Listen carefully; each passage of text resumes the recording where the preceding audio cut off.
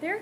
Okay. Okay, so just to start off, tell me a little bit about yourself, your teaching background, and how long you've been here. Okay. This is my third year at St. Bernard's. Before that, this was my first real teaching job, I guess. I was a TA for 2 years at Cal State LA when I was getting my master's degree there. So it was totally different, but teaching biology classes there. Okay. And then I came here. I was part-time my first year, and then I've been full-time for the past 2 years. Okay. Okay. And have you always taught science classes? Yes. So I've always taught science and math. Okay. My first 2 years I also taught Algebra 2. I've taught freshman biology, which was single gender, and then physical science, single gender, and then I teach marine bio, which is mixed. I taught AP bio last year that was mixed, and something else last year, which I'm forgetting. So I know I had 5 different classes, but I don't remember what they were now. Okay. So tell me just a little bit about the single gender science and math program here at St. Bernard. Okay. I think it started, I've always had it. It started like school-wide my first year here with just the biology and just the algebra classes. Okay. So just for the freshmen. Yeah. Came in for that, and I then see. it graduated with them to be the first 2 years of science and math. I mean, I really like it. I went to an all-girls high school, so I'm used to having the single-gender classes, and like, I think it's great to see. Like, I guess I don't see what they would be like in a different class, but from what I hear of them thinking they'll be overpowered by boys or whatnot, that the girls have to step up in quotations, but really. Maybe this is an unpopular view if I know that we do the single gender to help the girls and boost the girls. And the girls don't really need boosting. Like, when they're by themselves, at least, they are, like, just blowing the boys away, usually. And even my class last year, when they saw the STEM documentary, they were a little bit offended by the implications that like, girls need this extra support, and they were like, excuse me, we can run circles around the boys, let me show you this. But do they understand kind of the gap that's there, like in the workforce and everything? Yeah, it's very strange to see that, like, here my experience is that, the girls, they're both capable, there's some things that I see they like to do differently, or ways I have to structure the class differently for each of them. Okay. That I can describe to you. Yeah, but, I have a question to that effect too. So it's very strange to see then that, that gap. Like, I went to an all-girls high school, and a lot of the girls I went to school with, maybe because of that environment, went into STEM careers and are in coding and doing all the, and engineers and all these things, in medical school, and to see that gap, but then to see like you're outperforming them on all this stuff. You're showing you're capable, and then I'm not sure where it goes. That it's like, and then not majoring in it when you've shown that you're so skilled in this, but you're not. Doing it. It's interesting. Yeah. Okay. So tell me, you mentioned you also teach co-ed. The marine, I do. Do you teach that right now? Yes. And so, what are some of the differences or that you might see between the single gender, or the girls in the single gender versus the girls in that co-ed class? Yeah, I can see some of the I'm not sure if it's just those boys I have, because it is also a smaller class, and I only have one class period of them. I have 18 students in there. Let's see, I have 1, 2, 3, 4, and only 7 girls of the 18. And so I do feel like I spend more time with the boys, just trying to keep them focused on stuff. Like, that I can see how, and the boys are shouting out, and the girls are following the rules, and so I can see how they can get minimized or and what grade is that, or how? That's for juniors and seniors. Oh, okay.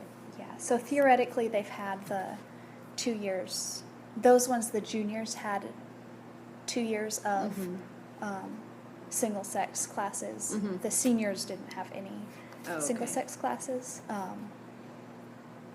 So yeah, just to see the behavior between. They still perform just as well, you know, on the tests and the things, but when it's interactive,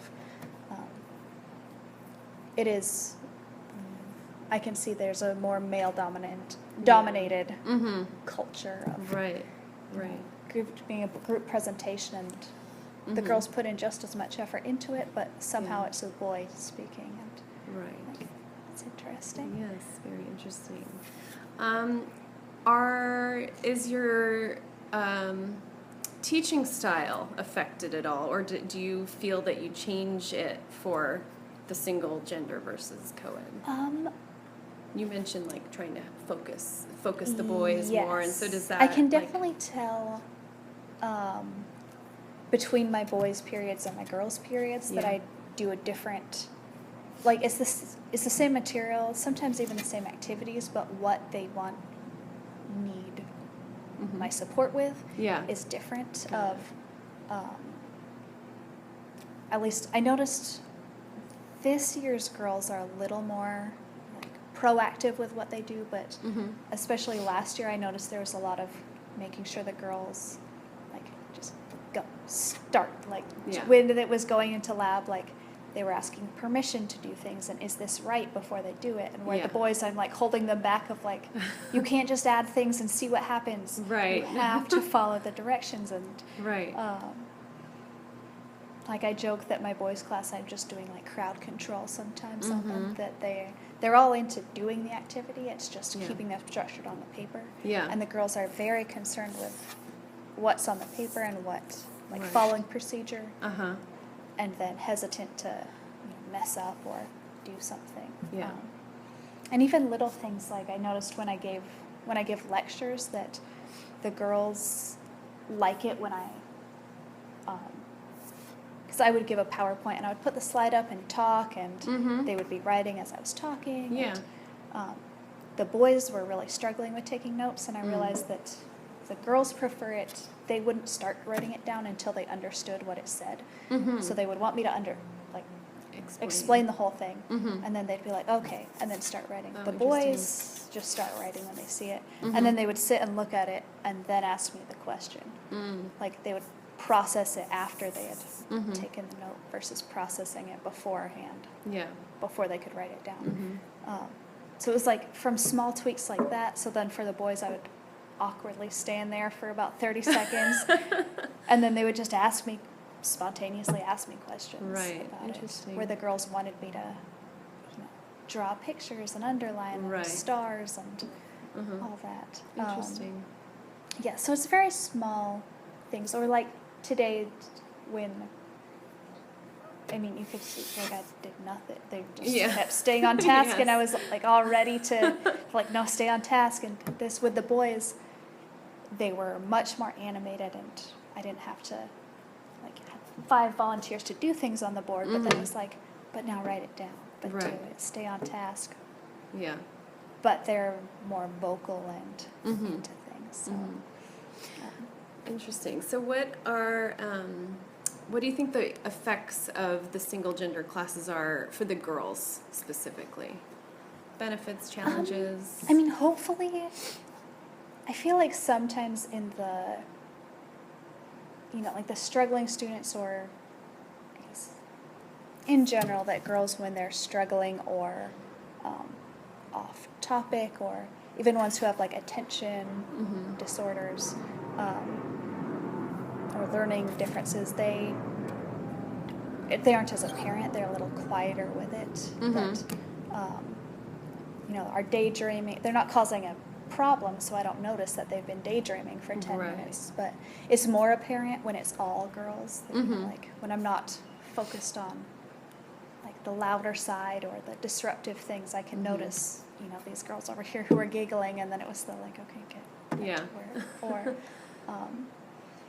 like the boys who respond better, that I guess even the way I interact with them, the boys, I don't want to say meaner, or like they like enjoy more like the teasing. They like Yeah. get to work, just the firm, and then they laugh it off if I like laugh at them. Whereas the girls tend to be a little more sensitive. That Yeah. you know, I can have those different demeanors of the Mm-hmm. forging the relationships with the boys with like Yeah. the jokey Mm-hmm. nature and not putting the girls on the spot with that. That Mm-hmm. you know, we can have our just conversational, Yeah. like supportive Mm-hmm.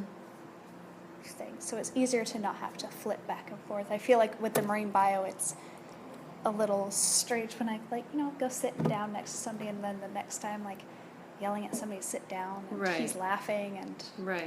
you know, it's, Yeah. so I feel like Interesting.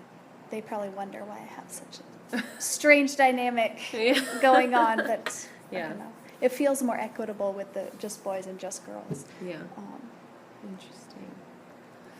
Okay, and then let's see. So seeing, so coming off that, I guess, if you see that for the girls, it's sort of beneficial to be just the girls in the class. Do you see changes in them as they come back to the co-ed classes? I don't have any of my girls That have been, who have done it, okay. which is actually a good thing because, or I'm hoping bodes well, that they're on the honors track for science then, Mhm. that they're going through the more rigorous chemistry and physics Oh, I see. Okay. in order to do Mhm. the college prep classes Got to get it. there. Mhm. And marine biology is, usually it's for seniors who have already taken chemistry. So Mhm. if you're taking it as a junior, it's that you weren't ready to go into chemistry yet with your math skills or something. Okay. So I'm hoping that it's a good sign that I didn't get any of my freshman girls from my first year back in. Yeah, okay. Like I had them for kind of 2 years as a little cohort that they went through Mm-hmm. biology and then physical science with me. Mhm. And then this year they're all in chemistry Oh, okay. or physics Yeah. right now. So Oh, that's good. I'm hoping that's a good sign for me that I Yeah. lost them all. I missed them, but I lost them. Yeah. Very good. Yeah, and I'm trying to think of what their plans are now. The sophomores I have now, if they've said what classes they want to take next year. Oh, okay. But a lot of them do ask, you know, like what's the best for colleges? Like what should I have? Mhm. And when I tell them like, you know, chemistry and then physics looks really good for Yeah. colleges, Yeah. it's not that difficult. If you can do if you can do this, you can do physics. And, Yeah. I can see they're a little more confident about going that route and taking the 3 to 4 years of science, Mhm. even if they don't have Yeah. to get there. So hopefully that's going to happen. Yeah, hopefully. Okay, let's see what else I have. So if there was anything you could implement to continue to encourage girls in STEM, are there any grand ideas you have that would be helpful that you think? I think, like, just the idea of normalizing science Yeah. is a thing that, I don't know, I get so frustrated. It's my pet peeve when, like, I hear adults, especially when they're around kids, being like, oh, I can't do math, or this is hard, or oh, science is, I don't know, it's like this nerdy thing that people do. Yeah. And it's so frustrating because I'm like with an English teacher, you know, saying they can't do math. I'm like, if I were to walk in and be like, I can't read English, Yeah. you would look at me like I was an idiot. That's not Yeah. something to be proud of. Right. And you're making it like normalized, or like Mhm. the weird people do math of the, Mhm. or even, you know, like, I don't want to be a biologist like you, so I don't need biology, but Yeah. just that, you know, basic understanding of the world and those reasoning skills that you're learning in Yeah. science Yeah. are what competent people in the world need, and it's going to Mhm. help you in anything. Right. No, you really do need algebra, and you use algebra every day. Mhm. So when I taught math, I tried to bring in, like, once a month we would do some application that like, no, this is math. Like, we did origami one day, Uh-huh. and it's like, no, like, this is math. This is Yeah. fractions. This is. Right. You think I'm just lying to you about it, but like, your brain thinks It's in real, math. yeah, it does. If you cook, if you, like, all these ways that you do algebra every day that you don't realize that your brain processes in math. And Yeah. talking about like the stock market, we had, he teaches here now, but he came in and talked about like how the stock market works, and I had no idea how it, like, you know, when you go public, what that actually means when you're Right. estimating the value of your company. And I think just showing that, like, we do bring speakers here, but sometimes it's in a very technical way of like, here's how you can do cybersecurity if you're a coder. Oh, you know, okay. like be a hacker, and it's like, okay, well, if they're not into that, It's a little extreme. yeah, it's like it's very cool, and I thought it was really cool, but then it's like, okay, but also like how everybody uses their math skills, Right. and how Just on a daily basis. right, Yeah. Interesting.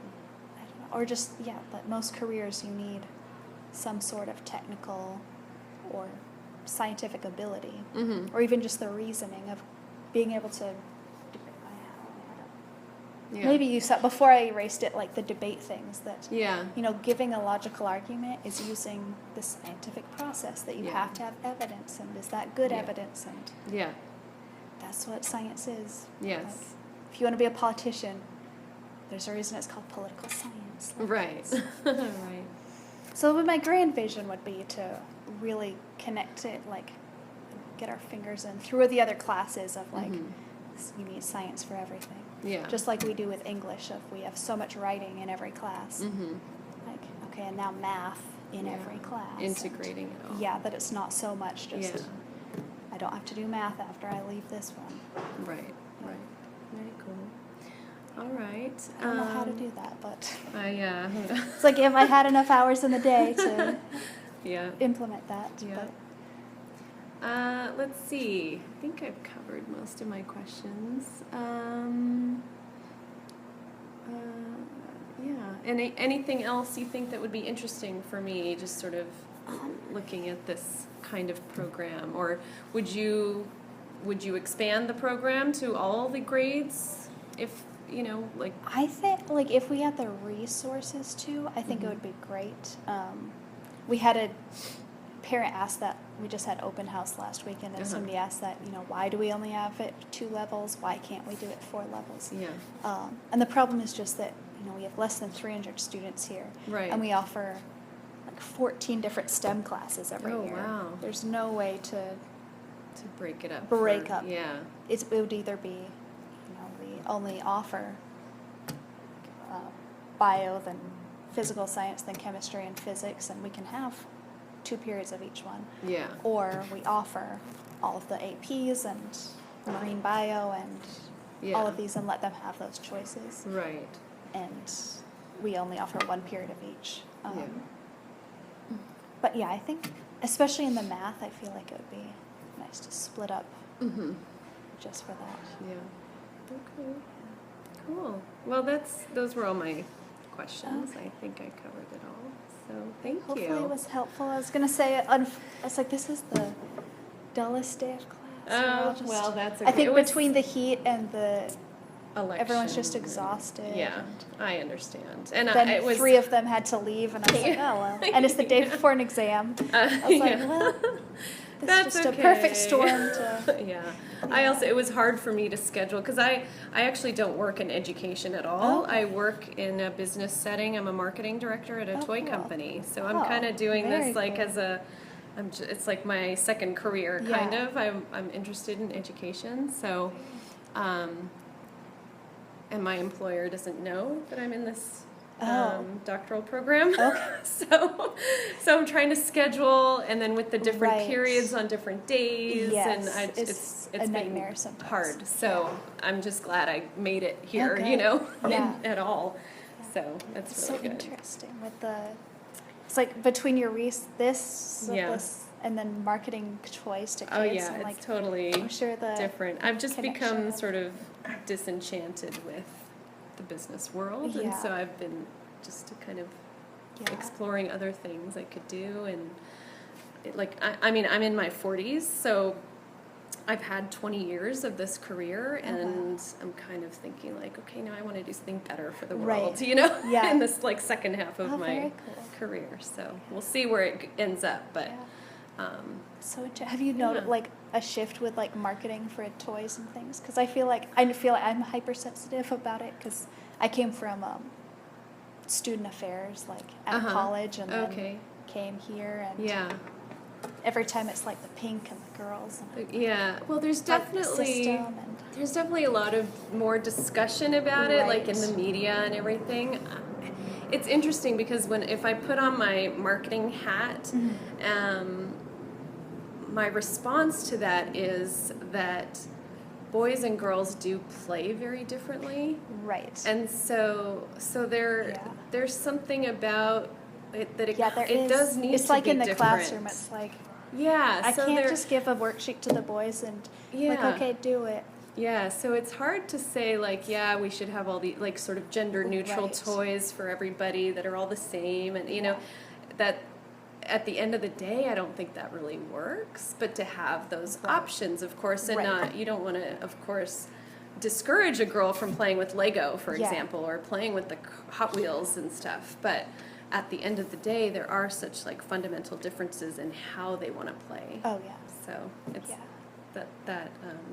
that discussion's always very interesting. Yeah, it's like I could give Legos to. They all love the Legos or the Play-Doh or the stuff, but what they do with it is completely different. Yeah, exactly. The girls are like, if we like put them all together, we could make the thing, and the boys are like, you have one more Lego than me. Like, well, and even what they build, boys like to destruct it also. At least at the very young ages, right? So they like to build it up and destruct. And the girls at the end are like, let's make sure we have a picture before we very nicely take it apart. Yes. So there are definite differences, but we of course don't want to discourage, you know. Girls. Cool. So, anyway. All right. Thank you very much. I don't know if you are interested in, like, I could send you my paper when I'm done or whatever. If you have other people you can talk to. Yeah, so I interviewed Heather, and then I'm also talking to Miss Altergott. I'm doing her interview by phone, so I'm trying to figure out, like, can I record it or do I have to type everything? But anyway, so the paper is